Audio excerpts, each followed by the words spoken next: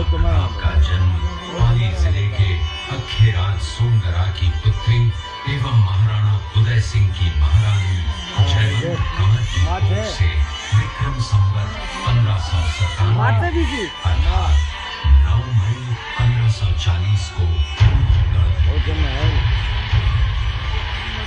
बाल्यकाल चित्तौड़गढ़ में गुजरा।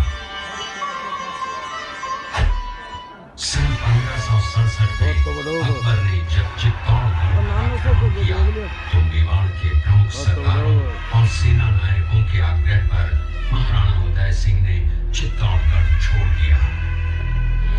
अपने देश, कुल, गौरव और मातृभूमि की मर्यादा के लिए प्राण न्योछावर करने वाले योद्धाओं और ललनाओं से प्रताप ने न केवल सीख ली बल्कि ये घटना उनके जीवन का आधार बन गई। फरवरी 1572 को महाराणा उदय सिंह का देहांत हुआ। प्रताप की ज्येष्ठता और योग्यता को ध्यान में रखते हुए सरदारों ने उनको राजगद्दी पर आसीन किया। होली के दिन उनका गोगुंदा में राज तिलक हुआ।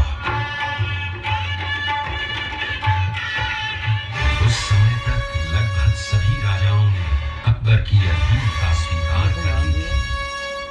एकमात्र महाराणा प्रताप ने अपना मस्तक अकबर के आगे नहीं झुकाया।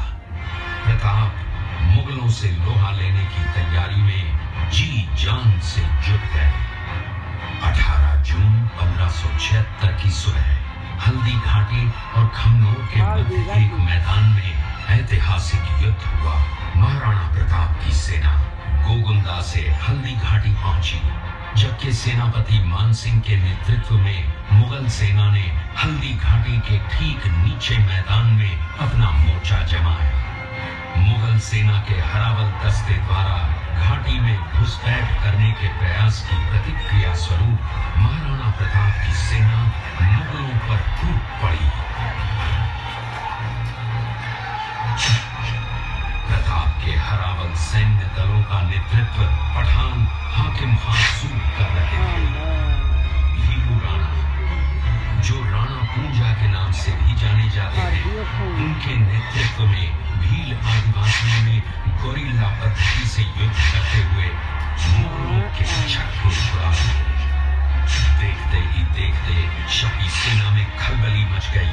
रक्त तलाई घोड़ों की टापों, हाथियों की चंगुरों और तलवारों की झंकारों से गूंज उठी। चारों तरफ हाहाकार मच गया। युद्ध का घटनाक्रम अचानक उस समय बदल गया जब प्रताप ने अपने घोड़े चेतक को एड़ लगाकर मानसिंह के हाथी पर चढ़ा दिया और उस पर भाले से भरपूर वार किया। मानसिंह हौदे में दुबक गया। हाथी से उतरते समय चेतक की एक टांग कट गई। इस स्थिति को भांपकर महाराणा प्रताप के हमशक्ल सेनापति झालामान ने महाराणा प्रताप से आज्ञा लेकर उनका राजमुकुट धारण किया। मुगल सेना झालामान को महाराणा प्रताप समझकर उन पर टूट पड़ी और झालामान शहीद हो गए। उधर चेतक ने अपने स्वामी को 5 किलोमीटर तक 3 टांगों पर ही लेकर एक बरसाती नाले को पार किया। उसके पश्चात उसके प्राण पखेरु उड़ गए। इस युद्ध से महाराणा प्रताप के मन पर गहरा प्रभाव पड़ा। परिणाम स्वरूप उन्होंने मुगलों पर विजय प्राप्त करने तक राजसी ठाट बाट छोड़ने और पत्तों पर भोजन करने का प्रण लिया, जिसे उन्होंने जीवन भर निभाया। महाराणा प्रताप ने अपना सैन्य बल बढ़ाकर सर्वप्रथम अरावली पर्वत की घाटियों में बसे दिवेर पर चढ़ाई कर विजय प्राप्त की। इसके बाद कुंभलगढ़ पर भी विजय प्राप्त की। सिर्फ चित्तौड़गढ़ को छोड़कर सारे मेवाड़ को अपने अधीन कर लिया। कालांतर में महाराणा ने चावंड में अपनी राजधानी स्थापित की।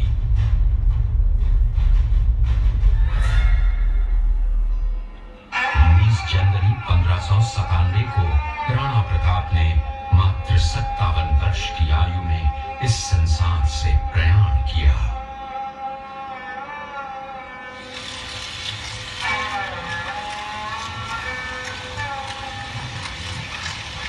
हल्दी घाटी का युद्ध एक सांप्रदायिक युद्ध न होकर आत्मसम्मान, मातृभूमि की स्वतंत्रता व स्वाधीनता का संघर्ष था। इसका प्रमाण ये है कि जहां पर अकबर की सेना के सेनापति जयपुर के राजा मानसिंह थे, वहीं पर महाराणा प्रताप की सेना के सेनापति काबुल के हाकिम खां सूब थे। महाराणा प्रताप स्वतंत्रता की वेदी पर एक ऐसा अंगारा था जो आत्मसम्मान व देश गौरव के लिए दिन रात जलता रहा, धधकता रहा और अंत में बुझकर भी उसने देश में ऐसा लौह भर दिया जिसकी प्रखर किरणों ने भारत माता को गुलामी की जंजीरों से मुक्त कराने के लिए सदा प्रेरित किया।